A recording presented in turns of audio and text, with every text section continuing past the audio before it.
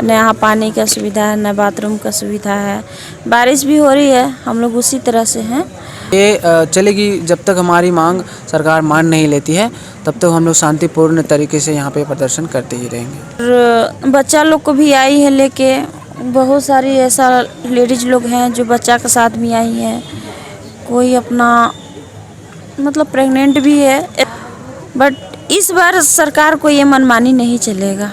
नमस्कार, आप देख रहे हैं आज़ाद सिपाही और मैं हूं चंद्र प्रकाश। आज हम रांची के ऐतिहासिक मोराबादी मैदान पहुंचे हुए हैं, जहां पर 2500 सहायक पुलिसकर्मी जो है यहां पर आंदोलनरत है। आपको बता दें कि पिछले वर्ष भी ये जो सहायक पुलिसकर्मी है ये आंदोलन कर रहे थे और इन पर लाठीचार्ज भी की गई थी, किंतु मंत्री मिथिलेश ठाकुर के आश्वासन के बाद ये लोग यहाँ से चले गए थे।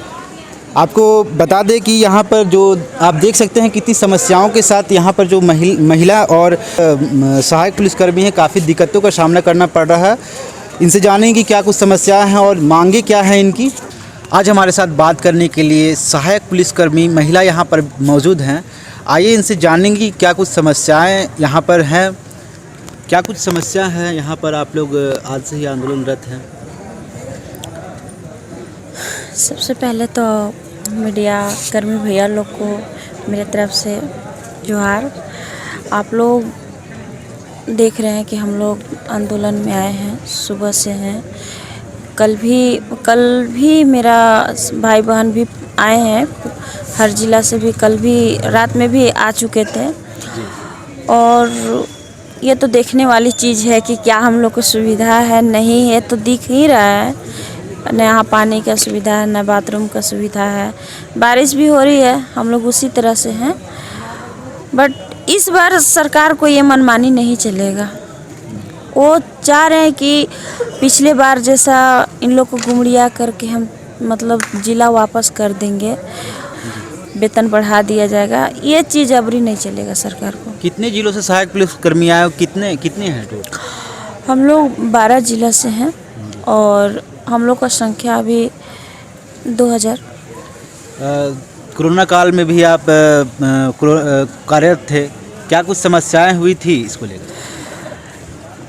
कोविड-19 में इतना महामारी था कि जिसमें बॉडी निकलती थी, उसमें सहायक पुलिस वहाँ पे डेड बॉडी के पास ड्यूटी करता था। कोविड-19 के जहाँ भी इसका मतलब कोविड-19 में लगा हुआ था, हर जगह सहायक पुलिस ही नज़र आता है।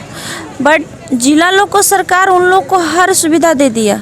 सहायक को कभी 1 रुपया के इन लोग का नहीं किया कि आप लोग भी प्रति जब है कि कुछ होगा तो जैसे एक बीमा वगैरह होता है, चाहे जैसे जिला वाला को दिया जाता था, उस तरीक़ा से हम लोग का कुछ नहीं था।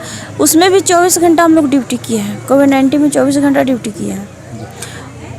अभी कोरोना काल चल रहा है और 144 भी लगा हुआ है, क्योंकि ये धरना प्रदर्शन स्थल नहीं है, तो क्या कहेंगे इसको? ये कहिए तो सरकार को राजनीतिक है, ठीक है ना।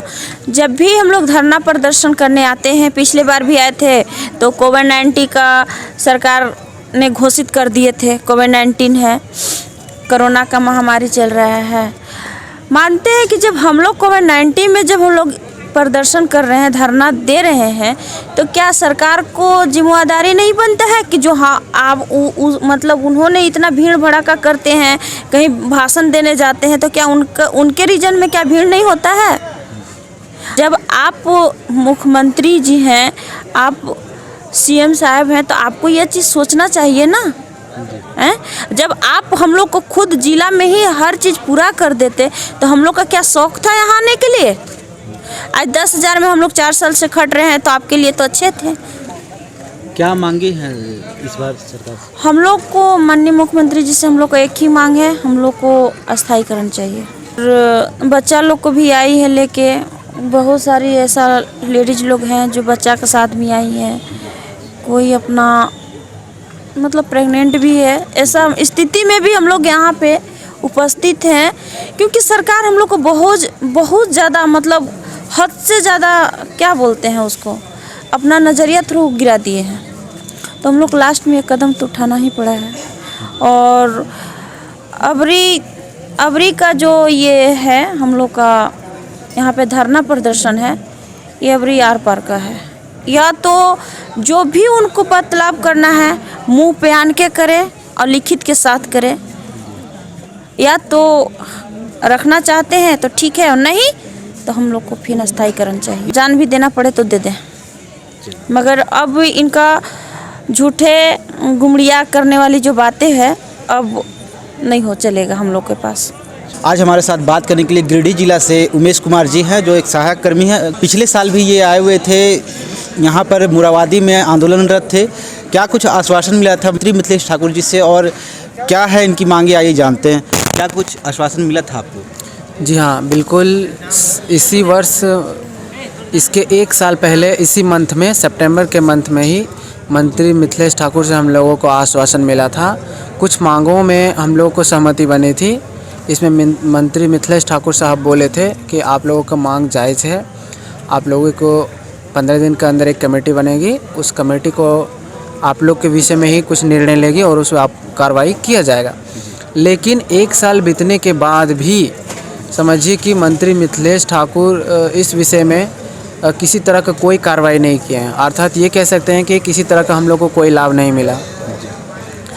तो उसी में हम लोग जितने भी सब पूरे सहायक पुलिसकर्मी हैं पुनः बाध्य होकर फिर हम लोग मोराबादी मैदान का रास्ता चुने हैं और अपनी मांगों को लेकर सरकार से शांतिपूर्ण प्रदर्शन के लिए हम लोग यहाँ पे एकत्रित हुए हैं। और अपनी मतलब हम लोग उम्मीद करते हैं कि सरकार इस बार जो हम लोग को मांग है वो मानेगी। अगर नहीं मानेगी, जब तक नहीं मानेगी तब तक हम लोग यहाँ से मैदान छोड़ के जाने वाले नहीं हैं। इसके लिए हम लोगों ने पूरी तैयारी भी कर रखी है। आप देख सकते हैं हमारे जितने भी ग्राउंड्स हैं सारे तंबू वगैरह गाड़ लिए हैं हम लोग जब तक नहीं जाएंगे, जब तक सरकार हम लोगों के मांगों को पूरा नहीं करेगी। पिछले बार भी लाठीचार्ज किया गया था आप पे, क्या लगता है इस बार भी लाठीचार्ज होगी तो आप लोग यहाँ रह पाइएगा? और क्या पिछली बार की मांगों से इस बार कुछ कॉमन चीज़ें हैं और कुछ डिफरेंट भी हैं। सबसे पहला तो हम लोग अस्थायीकरण को लेकर ही मांग कर रहे हैं कि समान काम। बार भी यही चीज़ पिछली बार भी यही मांग था, अस्थायीकरण को ही लेकर, परंतु कुछ बातों पे सहमति बनी हुई थी। लेकिन अब फिर हम लोग उसको निरस्त करके नया मांग पत्र बनाया गया है। मांग पत्र हम लोग बना चुके हैं और उसमें पहला मेन मुद्दा यही है कि हम लोग को अस्थायीकरण ही किया जाए। एक समान कार्य के लिए समान वेतन मिले, सम्मानजनक वेतन मिले। एक पुलिसकर्मी की जो अवकाश होती है, जो कोई अगर ड्यूटी के दरमियान शहीद हो तो उसे शहीद का दर्जा दिया जाए। इस तरह से कुछ मांगे हैं, बनाए हुए हैं हम लोग मांग पत्र। कोरोना काल में कितना सहायक सिद्ध हुआ था ये? जी हाँ, कोरोना काल में बिल्कुल सहायक पुलिसकर्मी बहुत अच्छी तरह से ड्यूटी निर्वहन किए हैं ईमानदारी पूर्वक। आप सोच सकते हैं कि जब प्रवासी मजदूरों को हमारे झारखंड सरकार जो हेमंत सोरेन है वो अगर ला रहे थे तो सहायक पुलिस ही जितने भी मजदूर सब बाहर से जो आ रहे थे उसका कोविड-19 वगैरह का टेस्ट करवाना, एक रूम से दूसरे रूम में ले जाना, वहाँ से ब्रीफिंग करवाना, उसको रिसीव करना, उसको उठा के अस्पताल ले जाना, ये सब चीज़ें अपनी जान का दाव लगाकर सहायक पुलिसकर्मी बढ़िया से अच्छी तरह से ड्यूटी का निर्वहन किए। और इस तरह से हम लोग पूरी ईमानदारी और लगन से मेहनत ड्यूटी 24 घंटा करते हैं। फिर भी सरकार हम लोगों को मात्र एक मुफ्त संविदा राशि ओनली 10,000 रुपीज़, 10,000 रुपया ही देती है। कुछ बीमा वगैरह किया गया था क्या सरकार की तरफ से कोरोना काल को लेकर के? नहीं, बिल्कुल नहीं। सरकार की तरफ से पुलिस कर्मियों के लिए बीमा की गई थी, लेकिन सहायक पुलिस कर्मियों के लिए किसी तरह का कोई बीमा नहीं किया गया था। इससे हम लोग बहुत ज़्यादा ही समझिए कि सरकार से रुष्ट हैं।